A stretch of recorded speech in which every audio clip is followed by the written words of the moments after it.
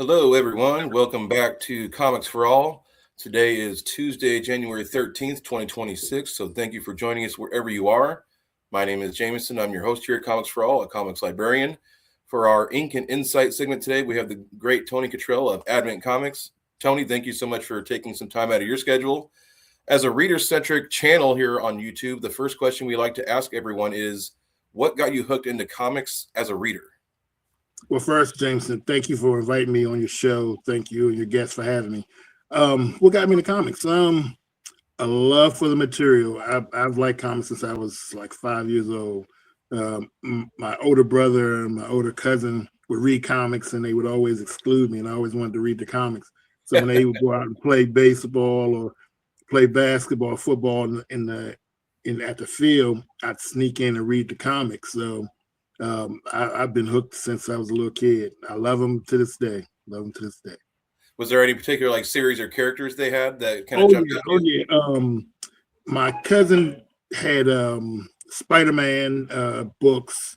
I loved his Spider-Man stuff. He had Neil Adams X-Men. He didn't have a lot of X-Men, but he had some Conan stuff, Barry Windsor Smith. So those books kind of got me going. And then as I got a little bit older, a few years older, I got exposed to DC, like Teen Titans and the Legion, Justice League, and I was hooked at that point. I was hooked. That's fantastic. So another kind of reader-centric question is, what's something that you've read in the last year that's really stood out to you? It can be a major, could be indie, just kind of something that's really kind of stuck with you. Major, I'm enjoying DC Knockout right now. I haven't got to that yet. I'm looking forward to it. It's pretty good. Well, see, I like stuff where characters who don't normally interact. So that's been pretty cool. Superman, Captain Atom, just the battle vibes between the two. Because as a kid, I would always think, okay, what would happen if this character battled this character? Right. So now I'm seeing a little bit of that from DC Knockout. Indie, probably Temporal. That's been good. Williams. Yep. We had her on not that long ago. So. Oh, really? Okay, cool. Yeah, she's doing amazing work.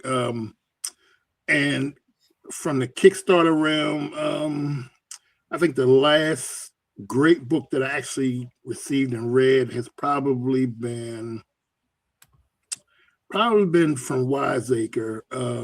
It's a book that I backed from them called The Meadows. That was pretty good. It was different. It was like a Law and Order meets mystical kind of thing, and it was pretty cool. Pretty cool. I'm intrigued now. Yeah. So those are my three going over mainstream, indie, and like a Kickstarter book. Those are the three things that I've read that I've enjoyed so far this year. Yeah, not to say the only things, but those are the things that come to mind first. Excellent. So for the viewers meeting you for the first time, who is Tony Kittrell and what is Advent Comics and what is it all about? That's an interesting question. There are a lot of people who try to tell you who Tony Kittrell is. You're going to hear it from the horse's mouth. I am a former career firefighter, paramedic of nearly 30 years. I'm a father. I'm a grandfather. I am a philanthropist. I'm a business owner. I love movies. I love sports. I love boxing, football, basketball, baseball. I love horror movies. I love science fiction. I love comic books. If no one knows that. Basically, Tony Kittrell is the average guy. Has your background in the firefighting and that has that come into your storytelling at all, or is there any aspects of kind of that thing that's come in? Oh yeah. Like one of the titles, Titan the Ultraman, is kind of semi based off of some of the things happening to me in the fire department, and actually based off the character. Nice.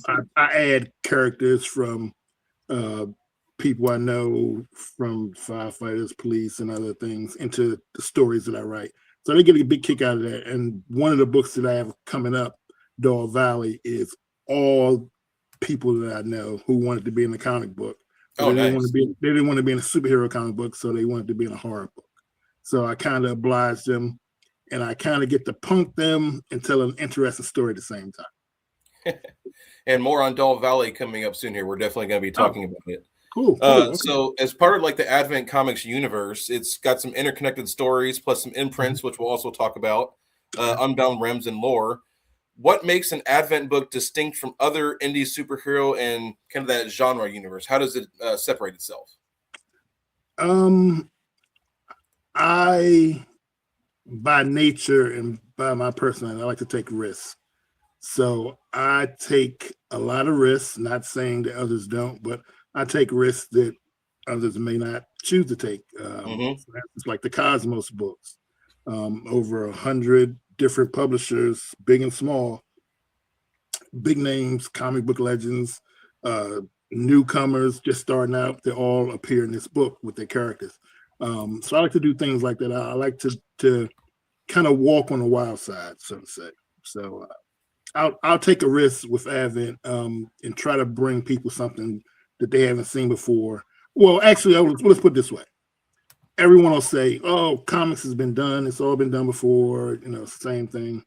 But I always try to add a spin on it or something unique to the titles that we bring forth, so that it brings a freshness to it and something that you haven't seen before.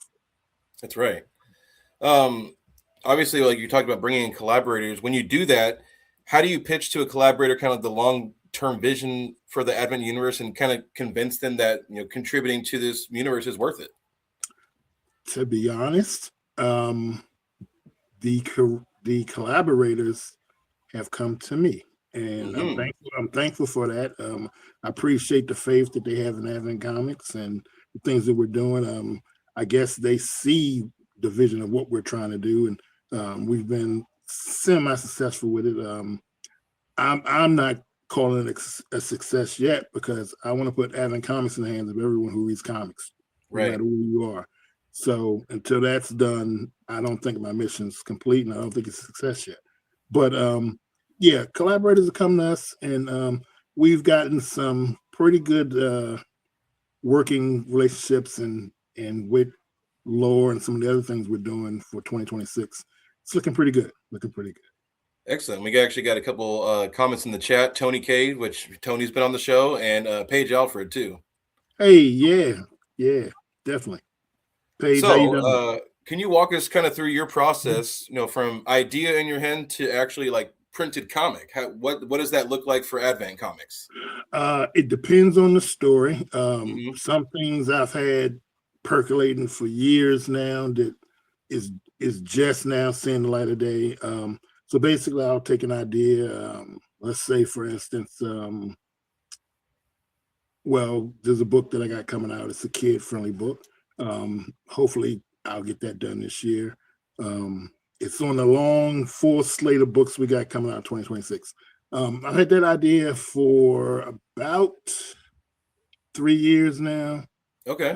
So it's just a matter of when I get the time to sit down and put it together, flesh it together, write it out. I tend to do, and I don't know how popular this is with a lot of creators, but I tend to do world building. So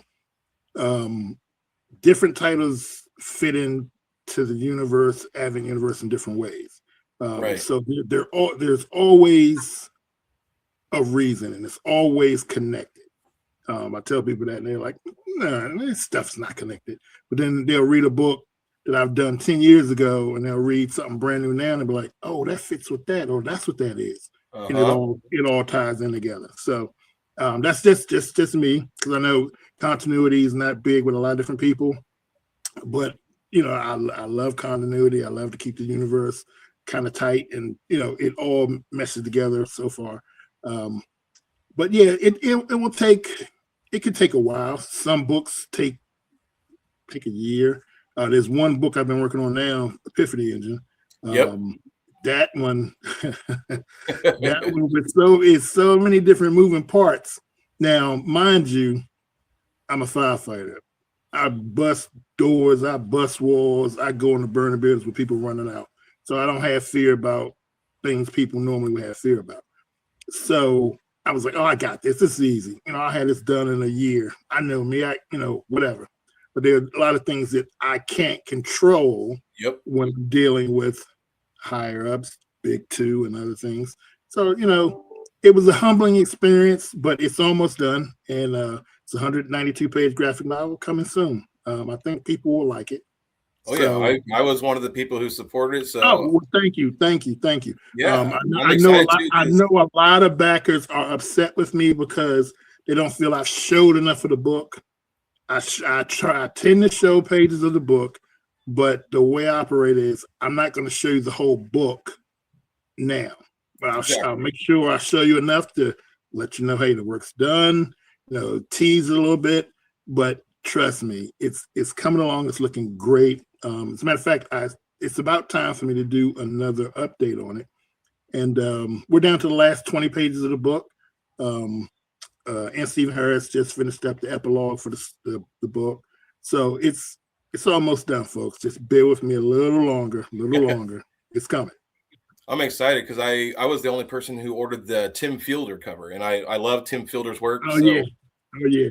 Tim did all the artists, the writers, the everyone associated with the project did an amazing job, who actually were creatives on the project.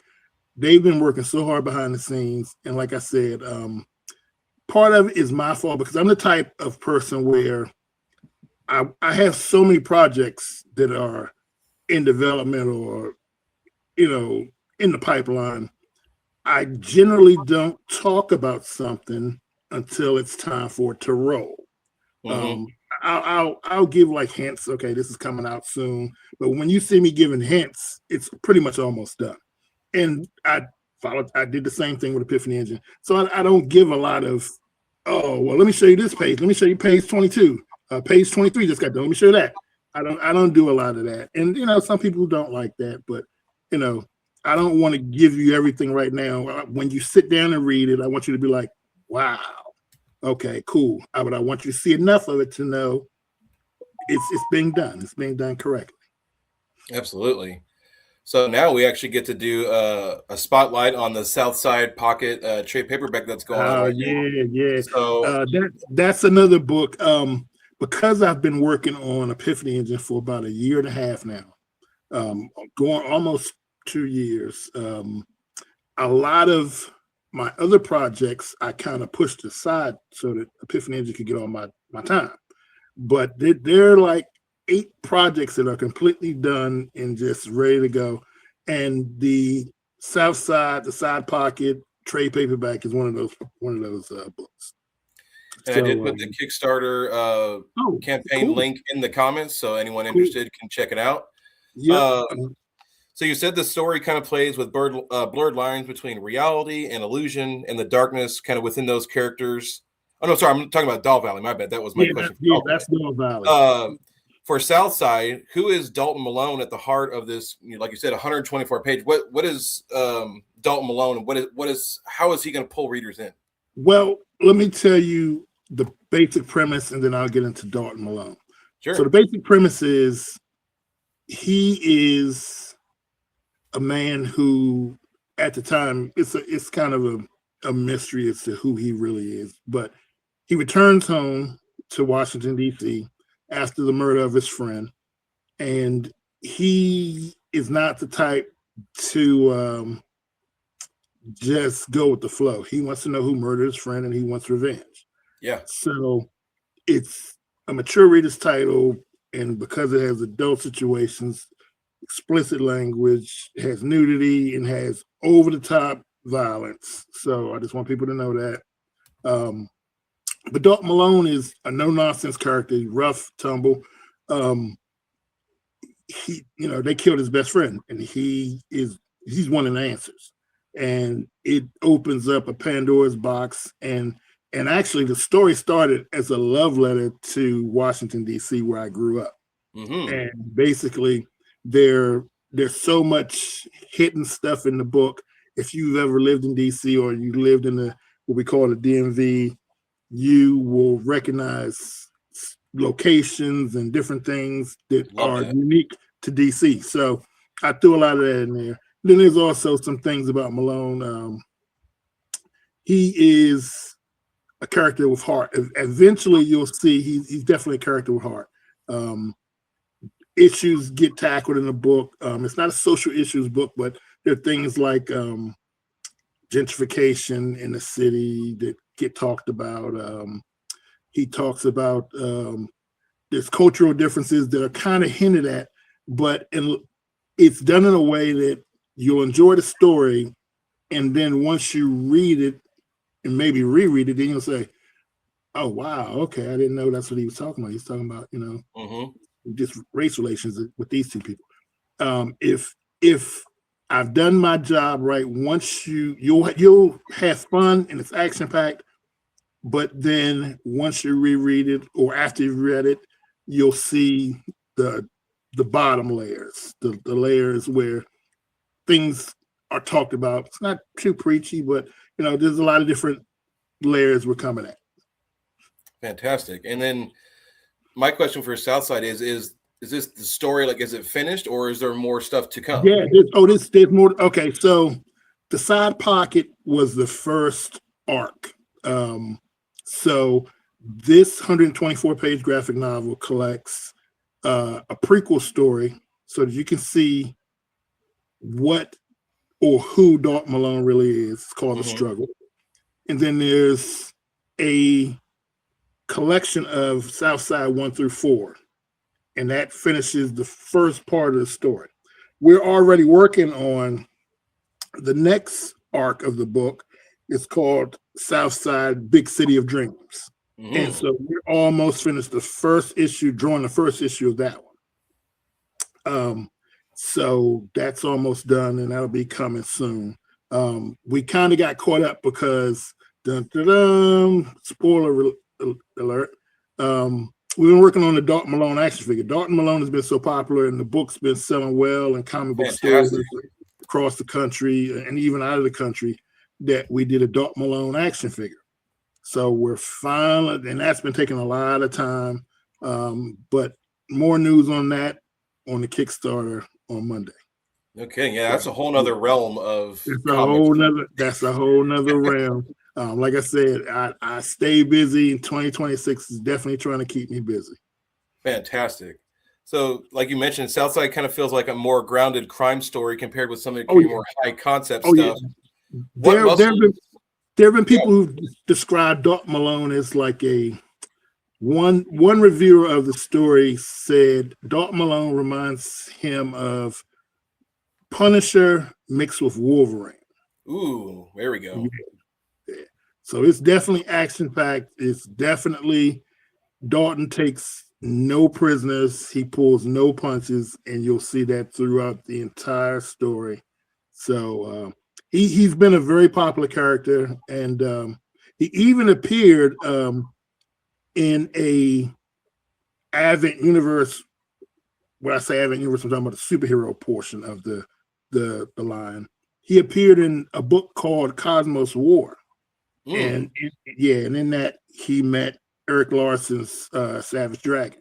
So that's how popular Malone is shaping up to be. Man, I love that. So now we get to delve into another series or a one shot you're working on, the Doll Valley, which I'm actually pretty excited about because I feel like that's a aspect of kind of the indie comic scene that is exploding. The not safe for work titles are they're selling like crazy. Yeah. So like you said, this one kind of plays with blurred lines between reality and illusion, darkness within the characters at this party to end all parties. How do you, as a writer, especially and as a creator, how do you balance kind of that comedy, erotic elements, and horror kind of all at the same time? How did you come up with that idea? Actually, as I was preparing to retire from the fire department, I retired from the fire department back in 2024. And so a group of my buddies, as I was doing a retirement thing, they were like, why'd you never put this in your comic? And I was like, you guys said you didn't like superhero stuff. You want to be in superhero books. They're like, yeah, we don't want to. Well, I don't know if I can say this word on your show. They were like, we don't want to be in none of that soft shit. They were like, we want something fun. Put us in something fun with a whole bunch of chicks and this and that. And I was like, say less. Okay, if you really want to. And so firefighters, we have this thing. We prank each other. We prank each other mercilessly. If I told you some of the stories of things that we did, there's still a bounty on some of the participants' heads for the things we've done. But anyway, so this is my chance to prank them, but also tell, if I do it right, tell a good story too. And I think I've pulled it off. Now, there are people who are used to seeing me do superhero stuff or even kids stuff, and they may be upset when they see Doll Valley. But with that, it's a story. Right. It's a story. Don't take too much off of it. But you will see a lot of nudity. You'll see a lot of violence, graphic violence. Like I said, I'm a horror fan. So in order for me, Doll Valley, like I said, they didn't want to be in a superhero book. So I said, okay, let me put you guys in a horror comic. And they were like, yeah, horror would be cool. Okay, cool. But I also sprinkled a lot of different layers in Doll Valley's over the top. Pretty early in the book, I would say within the first 4 or 5 pages, you'll know what the reality and the illusion, what they really are, and basically on the surface level, what how the two clash. But if I've done the job right, you'll enjoy the story. You'll come across a nice horror story, and then you'll enjoy it. I'll just leave it at that. Okay, sounds good. And kind of as my first question, were there any comics, books, films that kind of inspired the Dollhouse idea? Oh, Doll Valley, of course. I love, or when I grew up, I loved 80s slasher films. Of course, the classics, the Halloweens. But then again, I loved like 80s horrors that were off the beaten path, like Superstition, Initiation. I've loved 90s and 2000 grindhouse films, From Dusk Till Dawn, Hostel. So it's a blend of all of that, and then added the erotic element to it. I don't want to give too much of it away this early, but let's just say Doll Valley, I believe, is the first comic that takes place at a adult lifestyle spot. And we'll leave it at that. So it's all kinds of crazy elements, over the top stuff. and like I said, at its essence, it's a horror story. So it's a horror story, and it's a chance to prank some of my buddies at the same time. Love that. And I also did put the Kickstarter link for that also in the comments. And if you miss it, cool. When the video gets posted to YouTube, the links for that will be in the description of the video. So if you miss it here in the chat, don't worry, it'll get posted under the video. Yeah, and like I said, there's several, at least from our Kickstarter line, there's several books that I've had ready to go for a long time. So all of these books are completely done. There will be no waiting except for me to find out how many people I need to send them to, ship them to, physical copies of that such thing. So whether it's the Southside graphic novel or Doll Valley, these projects are ready to go. So there will be no waiting, no Epiphany waiting, no Cosmos waiting, nothing. They're ready to go. Excellent. So now an exciting part of the show we get to talk about today is the new imprint, Lore. Yes, obviously you've announced this. In your own words, what is Lore and what lane does it kind of occupy in the Advent universe? Okay, so back in, I think it was around 2014, 2015, I started the creator-owned Unbound Realms imprint line. And that allowed me to bring creators and other publishers whose work, once they hit Kickstarter, what happened to them then? They just would disappear or just fade off. And I figured, that's not for some of these projects or some of these, IPs that they own, because they're so good. Right. So I would help them get into comic book shops and use our distribution network and such like that.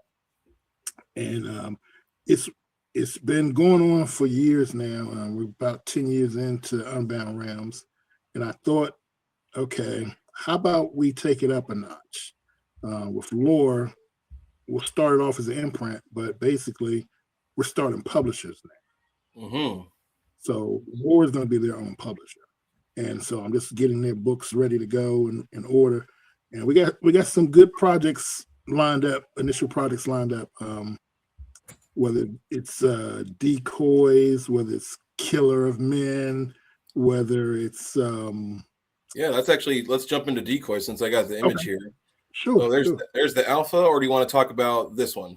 Legacy is going to come first. Okay, let's do Legacy then. Yeah, so Decoy is going to be a series of I guess you could say mini series, but they take place in different eras. Legacy and Alpha.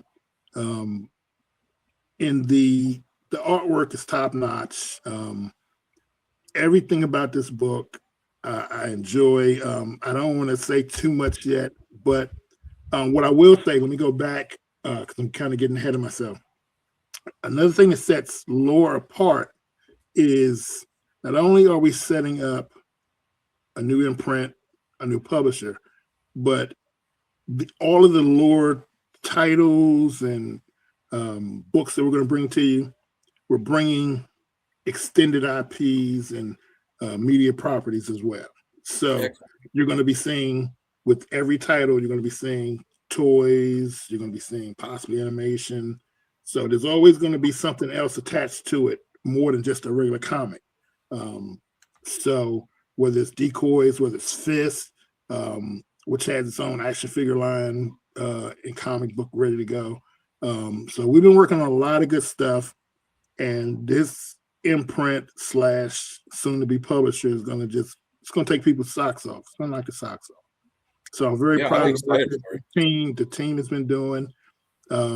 And it's just been phenomenal. And there will be definitely more to share as we get closer to releasing some of the different stuff that lore has to offer. But I think people will be pleased, and they'll like it. Like I said, it has the Advent spin on it too, where it's not the same old. So they'll absolutely. I got a couple more here that you had sent me if you wanted to talk about. Here's the Killer of Men here. Yeah, Tim Bradstreet did that cover for us. And it's a graphic novel about a former Special Forces operative. And basically, he's getting burnt out because he's taken so many lives that he switched up his MO. He only goes after the worst of the worst people. Mm-hmm. Something happens, and basically everyone turns on him. So he's basically a man alone against the world, literally against the world. And it's nonstop action. It's graphic. It's gonna be something. So I think people will enjoy that one as well. And like I said, you can see the Killer Tim Bradstreet cover to let you know kind of what's coming. Absolutely. And here's the last one here. That's Fist. Fist is going to be a great series. And like I said, Fist has toy properties ready to go as well. So we're coming guns blazing with all of the projects on the lower side. So you're going to be seeing not just great comics, you're going to be seeing great toys, whether it's action figures, statues. We're coming out the gate. Everything with lore is going to be something that you're going to see in addition to a comic. You're going to see more. Basically, everything from lore is going to equal more. That's the new catchphrase. It sounds like it might be a good secondary logo. yeah, lore is more. Yeah, I'm going to have to trademark that one tonight.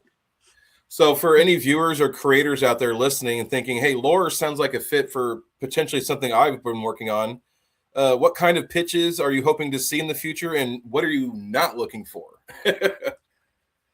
I am looking for different, and I know it when I see it. And I know that sounds wild, and it doesn't sound like a real answer, but I know what I want lore to be, and what the people already at lore, who I'll announce in future interviews. They know what we want lore to be and how it's shaping up. So I want different, and that's the best way to say it. But yeah, we definitely are going to be taking pictures for lore.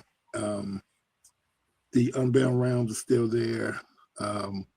But I am kind of, I'm not going to lie, I am kind of going to be phasing Unbound Realms out just a little bit because it's cool to bring individual creators in, but I want them to be their own business as well. Yes. I want them to know the business. I want them to be able to operate fully on their own as a publisher, full-fledged publisher, and not just, I hate to say this, not just work for someone else, but to work for themselves truly. Yeah. That's probably the best way to explain. I love that. I mean, to give people that sense of autonomy that they can, they can take care of themselves and what they're creating. Exactly. So for Advent Comics, how do you engage with readers, either kind of online or at conventions? And then what's your first convention appearance for 26 looking like? I told myself that I wasn't going to do any conventions until I finished Epiphany Engine. But when I well, it's kind of funny. I had went to the hospital. I was in ICU for like 2 weeks, almost like a half a month in September. I had a brain aneurysm. So my neurologist was like, well, what do you want? I was like, I want to be out of here because I'm debuting an action figure at the LA Comic-Con. I said, the first Comic-Con appearance, Advent out at this particular show, and first action figure, I gotta be there. And he was like, what? He was like, you just had a brain aneurysm. He had a brain aneurysm. What are you talking about toys? I said, business goes on, doc. I was like, that's my goal. I made it to that show. So it was a great show. And then the people at Baltimore were like, hey, thought you said you weren't doing shows. Do you want to do this show? And I said, well, I'm not up physically yet to do vending, but they were like, no. They're like, do a couple panels. So I did a couple panels in Baltimore this year. There you go. But I'm coming back, and I'm going to, once Epiphany is finished, I'm hoping, knock on wood, I want to give it time because I don't want to jinx myself again. Your plans all fall through when you start yelling at the wind of what you're going to do, what you're not going to do. Yep. But once it's done, I'm hitting every show. So I got some things in the works now. Definitely going to be at my home show, Baltimore, this year. But pretty much I'm planning on every show from probably May on. So, yeah. That's fantastic. Yeah, you're going to see me a lot of different places. And like I said, I'm still online. Not now so much because between the end of October, beginning of November to like mid-March, business side takes over where I got to start doing Advent end of year paperwork, 1099s, taxes. So I don't have, I just said, I don't have a lot of time to be online. So, because I have so much I have to do. So during that time frame, I'm always kind of off the grid most of the time. But I'll pop my head up here and there online and see what's been happening. Love that. And Tony Cade in the comments let us know about the Atlanta Sci-Fi Expo. So it sounds like you're welcome to come to that. Oh, bro, I've been trying to get down to Tony's area for the longest time now. Tony is one of the great comic shop owners. He owns Challenge. Absolutely. Comics. Yeah, he's a good dude, and I've been trying to get to Atlanta. I do now that I got my foot in the toy industry. There's a show down in Atlanta called Toy Atlanta that I may do in March, but I'm definitely want to come to Atlanta, Tony Cade, and check you out, brother. Whether it's just to stop by your shop and support you, I definitely want to do that. Yeah, when you get time, I interviewed Tony just like this, so you can watch that video whenever you feel like it. Sweet. Yeah, definitely.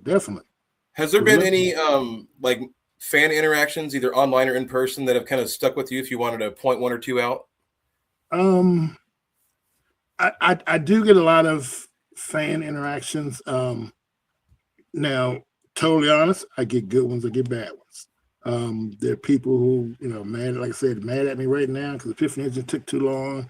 Right. You promised me it would be here by this. I was like, that was my ego. I thought I could get it done. I know what I'm capable of, and I thought I could get it done, but I'm not the only one doing it. So, but I get a lot of good interactions. I think the last good one, maybe a few months ago, and it was right after I got out the hospital, so it made me feel really good. Young man who emailed me. I don't know how he got my email address. Couldn't have been any more than, I think he said he was 12 or 13, and how much he really liked my comics. So that just hit a little different. Absolutely. Yeah. And you kind of touched us in a little bit, but can you, as much as you can, give us a kind of a rundown of what you have coming up for the rest of 2026, at least what you can talk about? Oh man, let's go. 2026, you're going to be seeing all kinds of comics come out. We're still going to have our comics in the shops. Right now, you can see a lot of our comics underneath the Filbo distribution. Since Diamond had, went by the wayside, we have a lot of comics coming throughout the Filbo monthly. So you'll see those in shops. We also have, like I said, the Kickstarters we're still doing.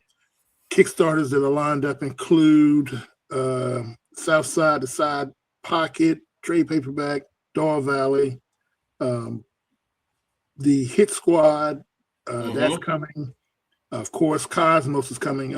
Cosmos 10, 11, and 12 are all in production now. We're about a third of the way finished Cosmos 10. Alan Goldman's penciling. We're about a third of the way finished with penciling. Dodi Ika has done Cosmos 11 totally penciled, halfway done with colors, and it's just begun letters. The 64-page conclusion of Cosmos 12 has already started. We're 24 pages complete. Coloring started on those 24 pages. And we're bringing Alan, Dodi, and a few surprises artists back to round out the series. So, so that's coming. You're going to see the Hit Squad. You're going to see Savior return. You're going to see what else is coming back that I can tell you early. Of course, the lore stuff. Dark Matter. And it was a shame because Dark Matter, Rise of Lexicons kind of got tied into when Diamond fell through, and it kind of affected it a little bit. But that's coming back this year. So there's so many titles you're going to see from us, and we're going to be everywhere. Of course, you can still find our books at different places. Books A Million, Barnes & Noble, Walmart. So you're going to see us everywhere, and you're going to get tired of saying Advent, especially once we drop Epiphany Engine. You're going to see a lot of stuff. Yes. So, Tony, where can people find Advent Comics online? Oh, there we go. We froze for a minute. So, Tony, where can people find Advent Comics online? Oh, we're everywhere. You can find Advent Comics on Facebook, X, formerly Twitter. We're on Blue Sky, Threads, Instagram, TikTok. You name the social media platform, Advent Comics is there. Advent Comics, myself, I'm on a few, like Threads, a couple others underneath my name. But pretty much Advent is in all those social platforms and more. Great. So it shouldn't be hard for people to find it. And then my question to close us out is kind of an oddball question, but do you happen to have a favorite snack or a meal as a go-to when you want to sit down for a couple hours and work on some stuff? That's okay. All right. Can I answer it twofold? Of course, yeah. Okay. When I was a firefighter, running calls all night long, we had vending machines, so we didn't have little snacks in there. So, running a call, get back to the station maybe like 3 a.m. I start, writing scripts or whatever, working on Advent stuff. So this is really goofy. I would eat a honey bun and drink a soda back then. There you go. But now I don't do that anymore. My wife's got me on eating healthier. Little kids Lunchables. Hey, That's kind of like my go-to snack when I'm sitting down writing. Or my wife will fix me like a veggie platter. All right, everybody, don't spread that part around. But yeah, my wife fixed me a little veggie platter, a little charcuterie board, and I eat eat grapes and fruit and stuff. And I'll just sit and write because it when I'm writing, I could write like a couple different, like it's not just one fluid story. I might be writing an issue of Titan Ultraman, and then the idea hits me for something else. Oh wow, okay, let me write that down before I lose it. So yes. I'm all over the place. But generally, when I sit down and write, it is for a few hours. And lately my snack of choice fruit and cheese and crackers. Fantastic. I love that. No, because I asked that to everyone who comes on, and that's the first time anyone has given that answer. So I love that. Oh, okay. All right. Well, my wife will be pleased that she's doing something right. All right. Well, that brings us to the end of our Ink and Insight today. Tony, thank you so much for taking some time to join us. It's been a great conversation. It really has. Thank you. Thank you for letting me come to your show. And again, like I said, thank you and the fans. I appreciate you. Yeah, because we had people in here the entire stream, so we at least had one person in here the entire time. So really cool. Thank you for everyone who did come to join us, and for Comics for All, we'll see you next time. Thank you, guys. Take care, everybody.